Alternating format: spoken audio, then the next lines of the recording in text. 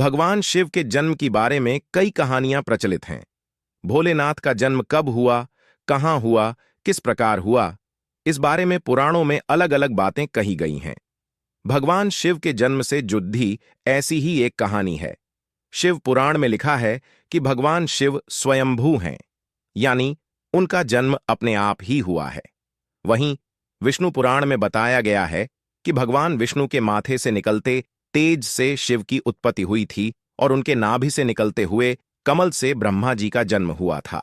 दूसरी ओर शिव पुराण यह कहता है कि एक बार की बात है जब भगवान शिव अपने घुटने मल रहे थे और उससे निकले मैल से विष्णु जी का जन्म हुआ।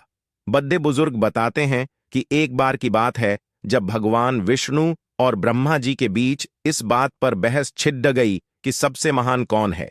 इस बात को लेकर जब दोनों बहस कर रहे थे तो एक खंबे के रूप में महादेव उनके बीच आ गए। वो दोनों इस रहस्य को समझ नहीं पाए और तभी अचानक एक आवाज आई जिसने कहा कि जो भी इस खंबे का छोर ढूंढ लेगा वही सबसे महान कहलाएगा।